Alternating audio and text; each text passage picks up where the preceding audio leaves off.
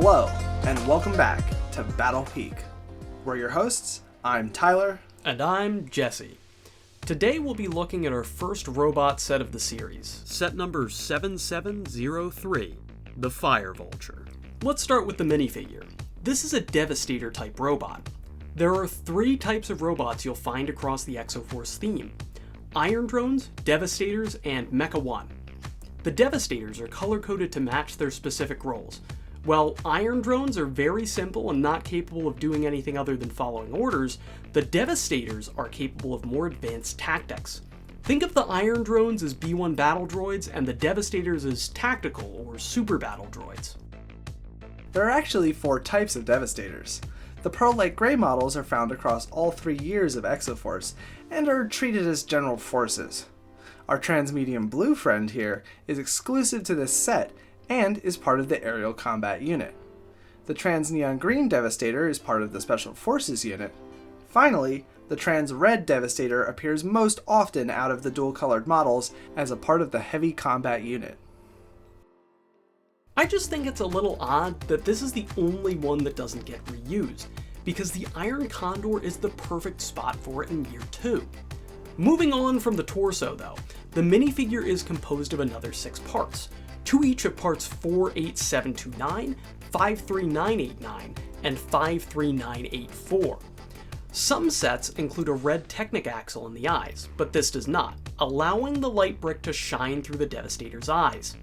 All of these parts together make for one of the most detailed and articulated non-traditional minifigures there has ever been. Just compare these to the Alien Commander from Mars Mission, which came out 2 years later. Sure, these guys may not be able to sit down, but they've got separate molds for the arms and legs, and articulated wrists. LEGO could have very easily gone for a modified version of the battle droid like they did with the Life on Mars aliens, and I'm so glad that they didn't. And don't even get me started about these things. Before the Split Mountain era, the Fire Vulture was originally a mining machine, putting it among good company.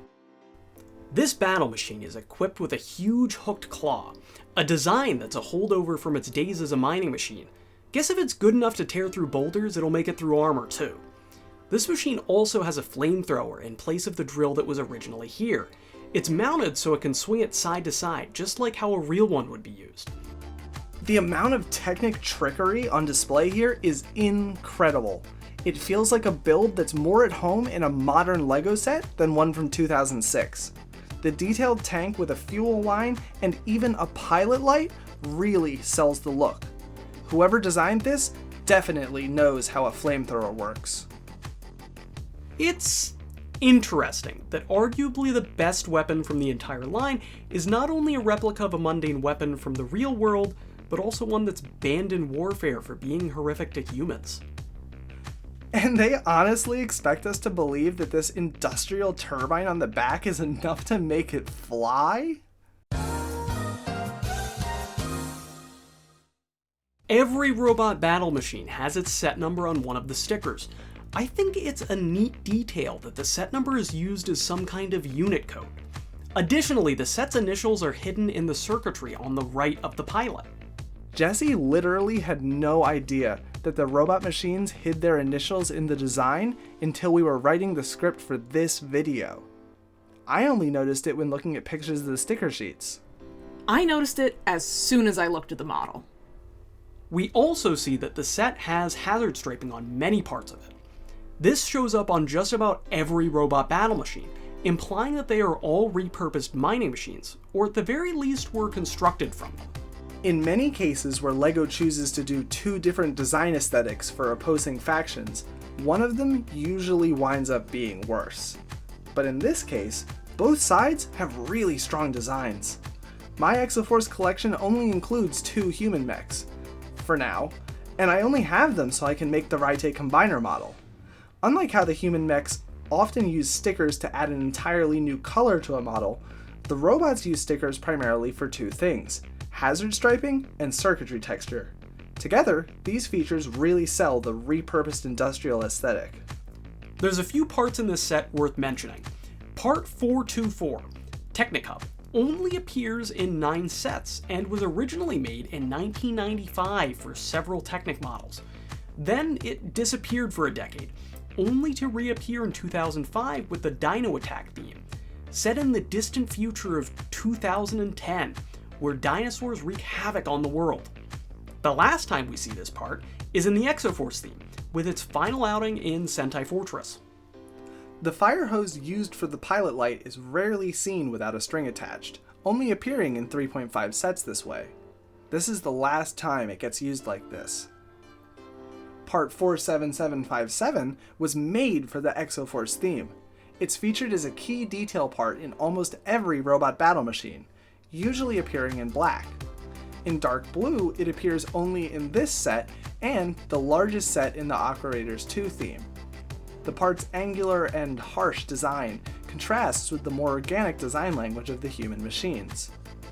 This set is also the only time that Part 3049 appears in sand blue, making this the only set-exclusive piece in the battle machine. We also see the reuse of these claws from the Bionicle theme. They can hold all kinds of things. Speaking of interesting parts, we neglected to cover the light brick much at all in the last video. That's because we were saving the deep dive for this one, so let's get into it.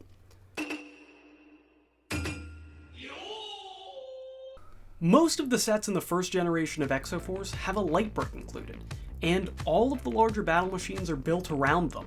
This isn't the first time LEGO has experimented with fiber optics, but unfortunately, it would be the last. But before we can talk about the end, we need to start at the beginning.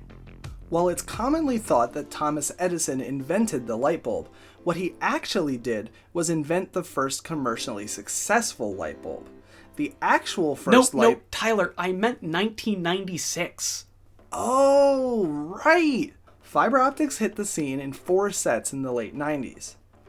The parts debuted in 1996 with 2 Technic models, the fiber optic multi-set and the iconic 8480 Space Shuttle set.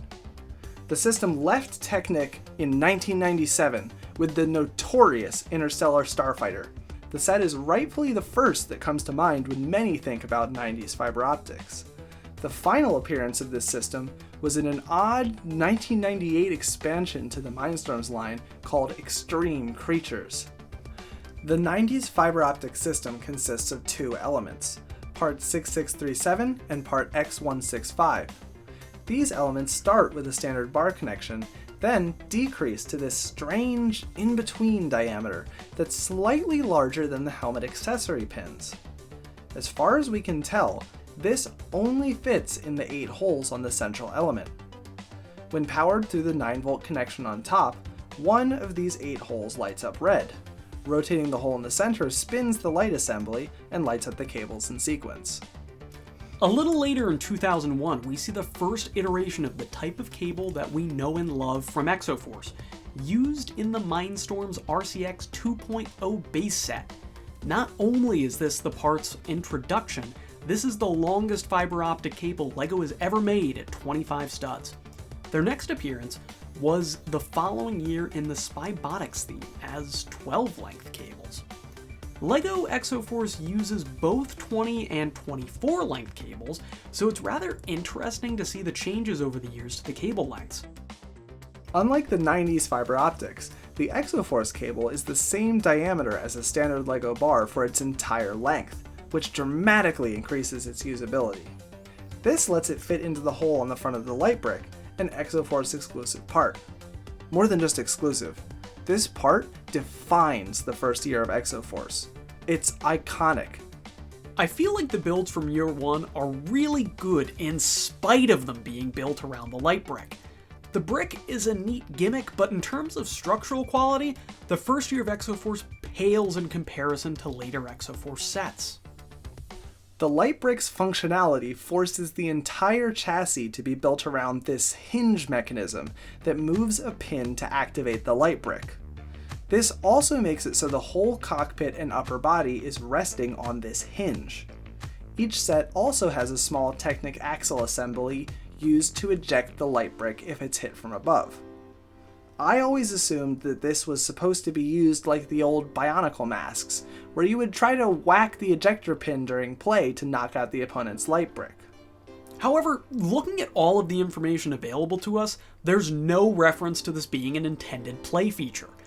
The hinged chassis design creates a rather unique issue with these models. Sometimes the mechanism fails when the clutch power of the bricks holding the spine together is lower than the resistance of the light brick button. This isn't the only compromise that the light brick forces. The midsection of the model is almost entirely snot connections. The only part of the Fire Vulture's main torso with studs on top is the 5 bricks that the Devastator stands on. While this makes the front of these models look excellent, when you look at the back, the model is almost entirely anti-studs. This is true of every single light brick mech of year 1. If you're considering getting any early Exo-Force sets, keep in mind that light bricks lose their power and brightness over time. And not only the batteries, but the LED bulbs themselves, and in some cases the fiber optic wires, can all deteriorate from age. Some of the light bricks that I have are in perfect working order, and some are totally dead, and I have a bunch somewhere in between. The light brick itself is 2 molded pieces held together with 4 firm plastic clips. Once you remove the top, it's easy to see just how simple the electronics within are. The button pushes a wire into contact with the top of the battery, completing the circuit. As with all Year 1 battle machines, there's also an official alternate build for the Fire Vulture, the Hoverhawk. LEGO spoiled us with the instructional images here. We get 4 whole pictures. Even with multiple pictures, it's ambiguous how the middle section is constructed. If you only place the parts visible in the photographs, the rear is unstable. Luckily, there are leftover plates you can use to reinforce the underside. Since it's a hover tank, I imagine that the Hoverhawk doesn't actually fly like a hawk, but instead hovers a few feet off the ground. Like a hawk. This concludes our look at set 7703, the Fire Vulture. After conferring with our legal counsel, we've been advised by our attorneys to refrain from using a numerical rating system that may infringe upon the proprietary rating system utilized by certain unnamed gastropods. We may revisit ratings down the line after we've discussed every Year 1 set. All of the mid-sized sets from this year were exceptional value. However, the Fire Vulture stands out because of the flamethrower, which is possibly the best weapon design in Year 1. Definitely the best weapon design. Thanks for watching our second video. We've got exciting things planned. Yeah, and thanks for over 1,000 subscribers on our first video. We were blown away by the response and are so thankful for you guys.